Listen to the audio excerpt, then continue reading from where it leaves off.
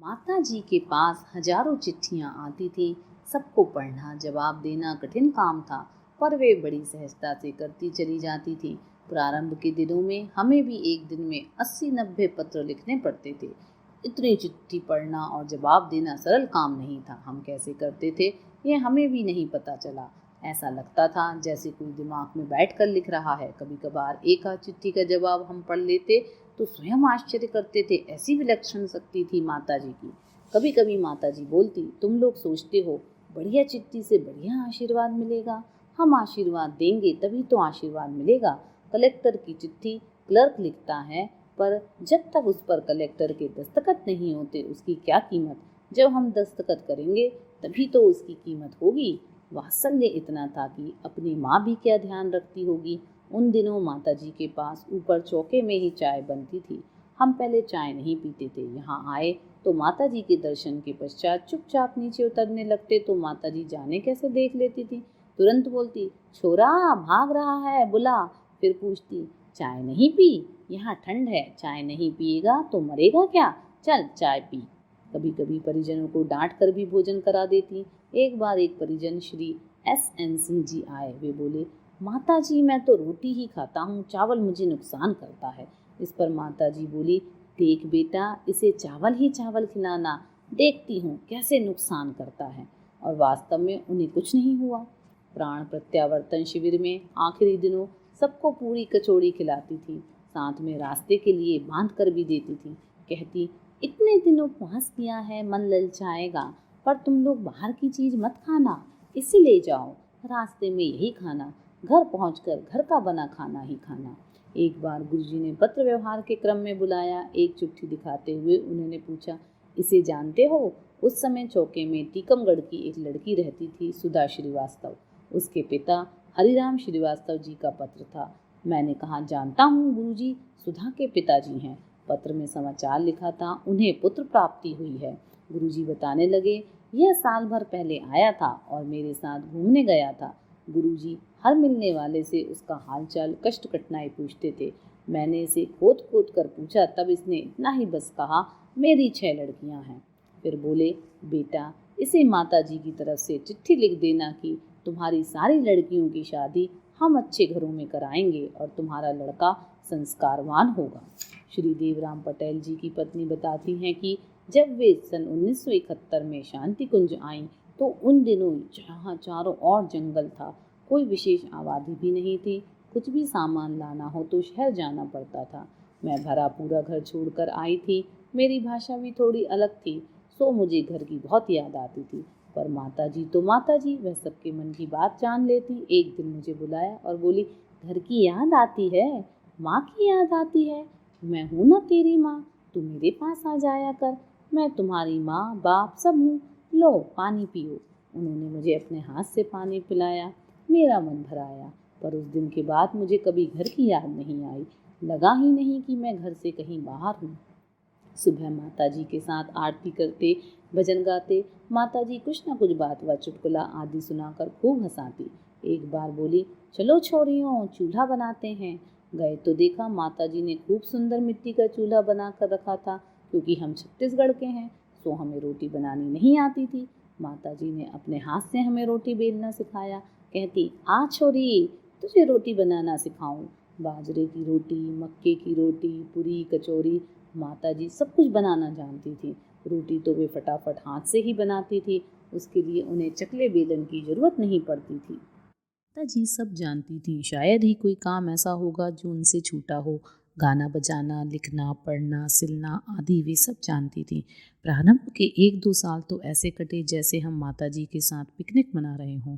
माता जी दिन भर हंसते हंसाते किसी न किसी काम में व्यस्त रखती थी। दोपहर के समय खाना बनाना व गाना बजाना सब होता। माता जी ढोलक बहुत बढ़िया बजाती थी। वे हारमोनियम लेकर बैठती तो किसी भी गीत की धुन तुरंत निकाल लेती थी। माता जी का प्रिय गीत था, मैंने तेरी गीता गाई, टूटी फूटी भाषा में भर जग के कानों तक पहुँचाई, गंगा से गंगा जल लेकर गंगा को जलधार चढ़ाई। उनके पास से हम लोग काम करके नाच गाकर आनंदित होकर लौटते। वे सदा कुछ न कुछ नया सिखाती रहती। उनकी दृष्टि हर चीज पर रहती। एक बार बोली, छोरी तेरा ब्लाउज पुराना हो रहा है, फिर उन्होंने कपड़ा निकाला और बोली, चल मैं तुझे ब्लाउज सिलना सिखाती हूँ। उन्होंने डराती हंसिया से ब्लाउज काटा। मैं देखकर हैरान रह गई। सुई धागा लेकर हम लोगों को ब्लाउज पेटीकोट सिलना सिखाया, स्वयं के लिए भी सिला। हम सब ने सुई धागे से ब्लाउज पेटीकोट सिलकर पहने। माताजी हम लोगों को चूड़ी, बिंदी, ब्लाउज, साड़ी आदि हर छोटी बड़ी चीज़ों का ध्यान रखती थी। कभी कभी बुलाती और पूछती कोई तकलीफ़ तो नहीं है। फिर लड्डू, मिठाई, चूड़ी, बिंदी, साड़ी आदि देकर झोली भर कर भेजती। जाने कौन सा ऐसा अक्षय भंडार था उनके पास। फिर धीरे धीरे कन्या शिविर आदि शुरू हुए तो माताजी की व्यस्तता बढ़ती गई। उतनी व्यस्तता में भी वे एक एक का ध्यान रखती थीं।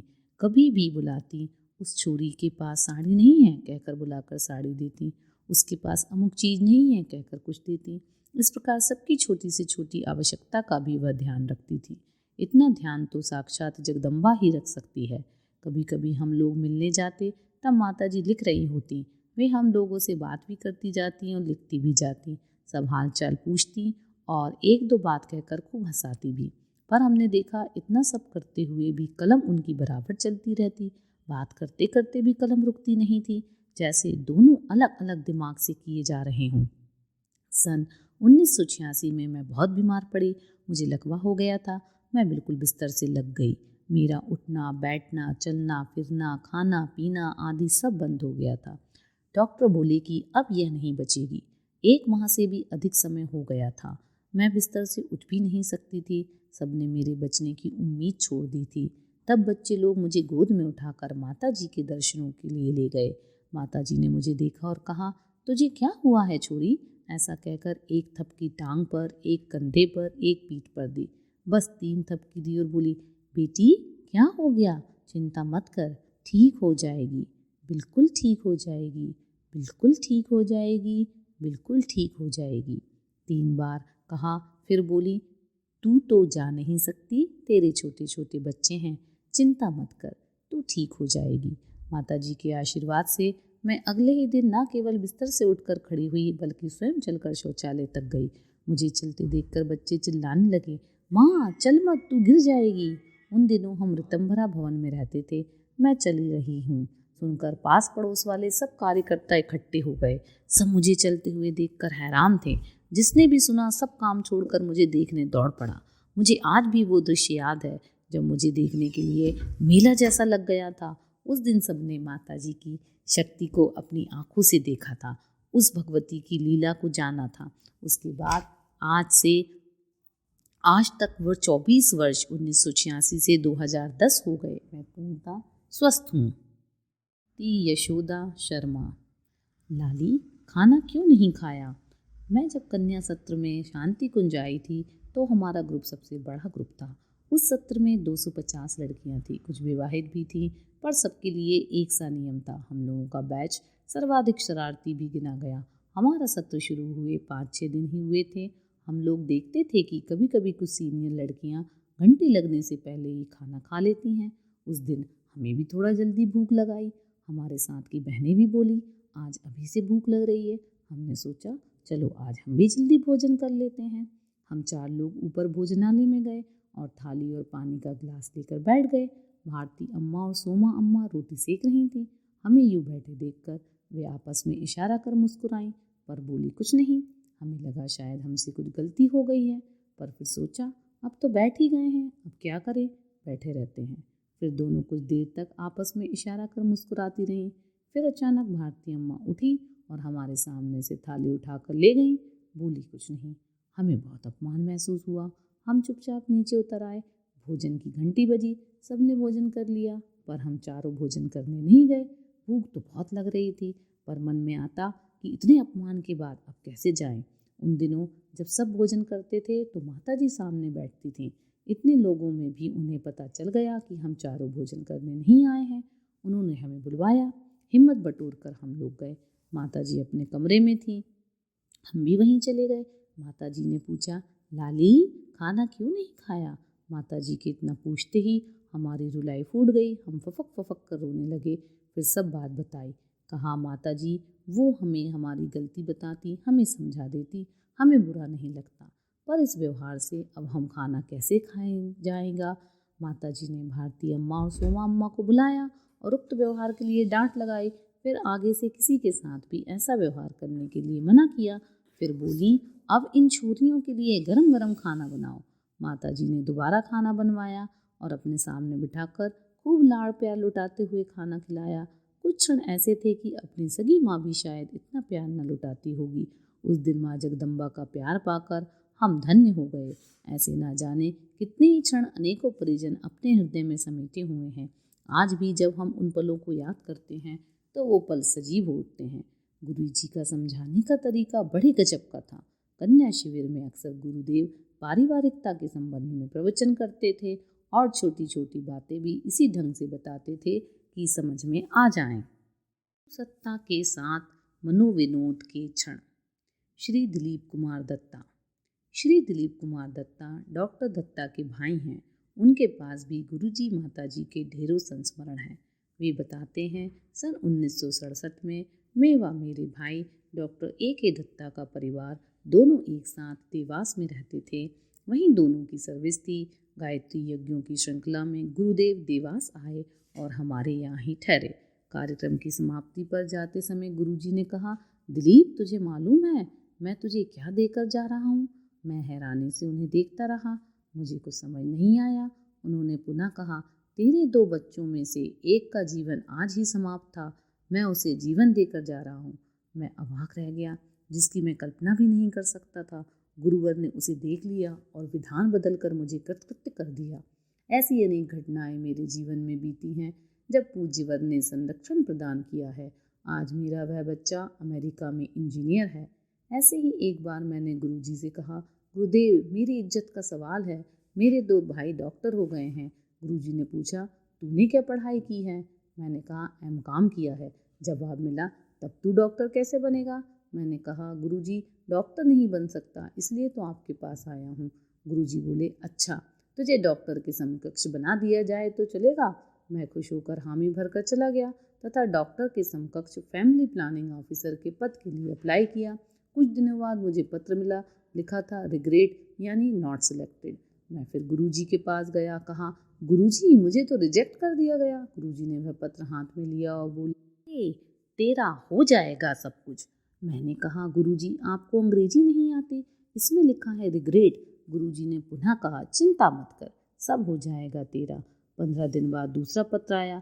लिखा था, you are selected and posted at Raigarh. मैं ट्रेन से कहीं जा रहा था। स्टेशन पर पर्चा पढ़ा, रूपनाम नगर कॉलोनी में गुरुजी का कार्यक्रम है। मैं तुरंत उतरकर गुरुजी से मिलने चल दिया।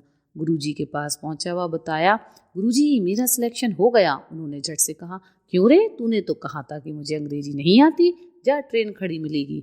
मैं तुरंत वापस लौट गया और आश्चर्य, सचमुच ट्रेन खड़ी ही मिली। मैं बैठा और ट्रेन चल दी जैसे वह मेरा ही इंतजार कर रही थी। ऐसे कृपालु थे पूज्यवर। यह उन दिनों की बात है जब शांति कुंज में लगातार वानप्रस्थ शिविरों का आयोजन चल रहा था। मैं अपने दोस्त के साथ शांति कुंज आया। प्रवचन के बाद हम दोनों हर की पैड़ी घूमने चले गए।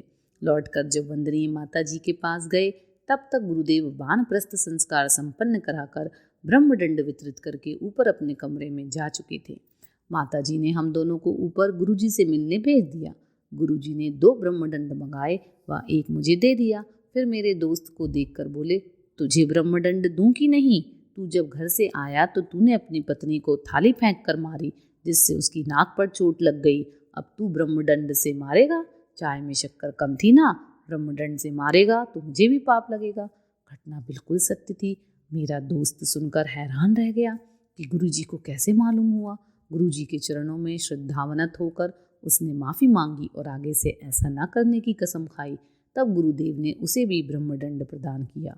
एक और संस्मरण है, मुझे हरिद्वार आना था और उस दिन मुझे तेज बुखार था। मेरा रिजर्वेशन भी नहीं था। फिर भी गुरुजी से मिलने की उत्कंठा इतनी अधिक थी कि मैं घर ना जाकर ट्रेन में ही बैठा रहा।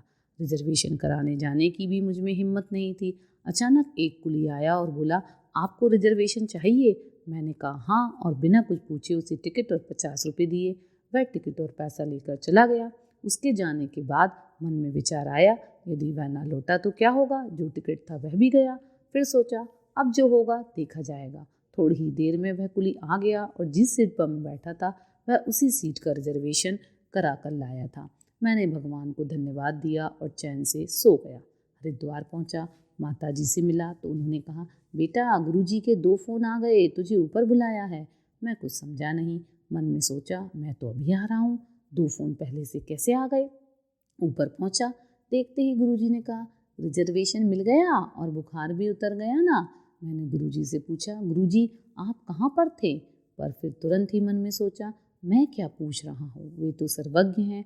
हो ना हो उस सहृदय व्यक्ति के रूप में गुरुदेव ही तो पहुँचे थे और तुरंत श्रद्धावनत हो उनके चरण पकड़ लिए। बहुत से संस्मरण हैं, पूरा जीवन क्या अनेकों जन्म उनका ऋण चुकाने में लगा दें तो भी संभव नहीं है। बस इतना ही कहूँगा कि न जाने किन जन्मों के पुण्य होंगे जो गुरुदेव हम लोगों का इतना ध्यान रखते हैं। गुरु सत्ता के साथ मनोविनोद के क्षण। गुरुजी काम करने के साथ साथ मनोरंजन भी करते रहते थे। कितना भी काम का दबाव हो, वे वातावरण को कभी बोझिल नहीं होने देते थे। सबके साथ हंसते हंसाते रहते थे। उनके हास्य में कोई ना कोई रहस्य या शिक्षण अवश्य छिपा रहता था। ऐसा लगता था जैसे उनकी कोई भी बात व्यर्थ नहीं है। हंसते हंसाते भी वे कुछ न कुछ सिखा देते थे। पढ़ें उनकी विनोद प्रियता से संबंधित कुछ प्रसंग। वाला मुन्ना वीरेश्वर भाई साहब। श्री गिरजा सहाय व्यास 4 आत्मदानियों में से एक हैं। उनके छोटे पुत्र मथुरा आए तब बहुत छोटे थे। सभी उसे मुन्ना कहते थे। उस बालक को गुरुवर की गोद में खेलने का बहुत सौभाग्य मिला था। समय के साथ वे बिलासपुर चले गए। बड़े होकर इंजीनियर बन गए। एक बार वे शांति कुंज आए। पूज्यवर से मिलने के क्रम में उन्होंने बताया, मैं गिरजा सहाय व्यास का लड़का हूँ। गुरुजी उस समय लेखन कर रहे थे। जब उन्होंने सुना कि गिरजा सहाय का पुत्र है, कलम रोककर ऊपर से नीचे तक देखा, फिर पूछा, तुम्हारा क्या नाम है? उसने कहा, मुन्ना। गुरुजी को झट से चूहल सूझी और जोर से बोले, वीरेश्वर इधर आना। और वे पैर के ऊपर पैर रख बच्चों से मनोरंजन के मूड में आ गए। वह कहा, जल्दी आ देख, तुझे मूंछों वाला मुन्ना दिखाता हूँ। पहली आवाज में ही मैं लेखन छोड़कर गुरुवर के सामने तक पहुँच चुका था। उसी वाक्य को दोहराते हुए उन्होंने फिर कहा, देख, तुझे मूंछों वाला मुन्ना दिखाता हूँ, देख, यह वही है ना जो हमारे साथ इतना सा दोनों हाथ से छोटेपन का इशारा करते हुए खेला करता था। माजरा समझकर मैं भी हंसने लगा। गुरुजी ने बालक से हालचाल पूछा, बहुत स्नेह दुलार दिया एवं विदा किया। विश्वामित्र 2 में चले जाओ। श्री वीरेश्वर भाई साहब। एक दिन गुरुजी के पास एक सज्जन आए और बोले, गुरुजी मुझे मुक्ति चाहिए। गुरुजी उससे 2 बार बोले, मुक्ति चाहिए? तुझे मुक्ति चाहिए? अच्छा ठीक है बेटा, जा विश्वामित्र 2 में चला जा, तुझे मुक्ति मिल जाएगी। हम लोगों को सुनकर हंसी आ गई, क्योंकि मुक्ति जीजी उन दिनों विश्वामित्र 2 में ही रहती थी। वह सज्जन नीचे उतरे और विश्वामित्र 2 में पहुँचे। मुक्ति जीजी सामने ही बैठी थी। उन्होंने पूछा, बताइए भाई साहब, किससे मिलना है? वे सज्जन बोले, गुरुजी ने मुझे यहाँ भेजा है। मुक्ति जीजी ने पूछा, क्या काम है? वे बोले, मुझे मुक्ति चाहिए। मुक्ति जीजी बोली, मेरा ही नाम मुक्ति है कहिए। सुनकर वे झेंप गए और बोले, मेरा मतलब उस मुक्ति से था। सुनकर मुक्ति जीजी को भी हंसी आ गई और गुरुजी ने आपसे मजाक किया है कहकर उन्होंने उन्हें विदा किया। जब मुक्ति जीजी गुरुजी के पास आई तो गुरुजी उनसे बोले, आज एक व्यक्ति मुझसे मुक्ति मांगने आया था, मैंने उसे तेरे पास भेज दिया। उसे मुक्ति मिली कि नहीं?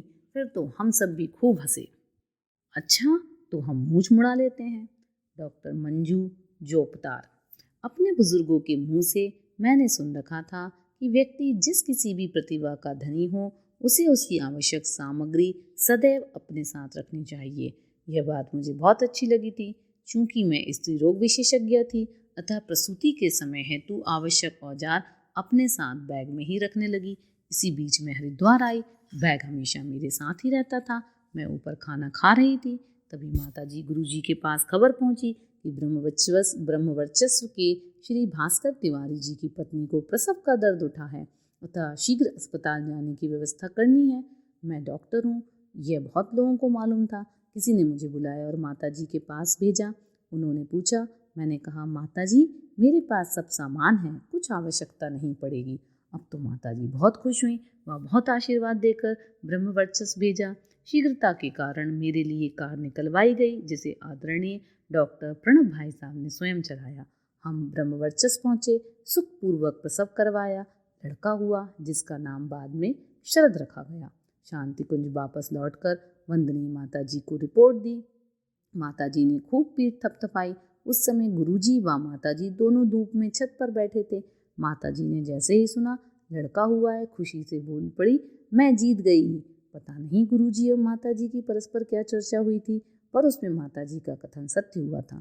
अतः गुरुजी ने कहा, अच्छा हम हार गए तो चलो मूछ मुड़ा लेते हैं। उल्लेखनीय है कि गुरुदेव क्लीन शेव रहा करते थे, अतः वातावरण ठहाकों से गूंज उठा। पुत्र जन्म की खुशी अनंत गुनी हो गई।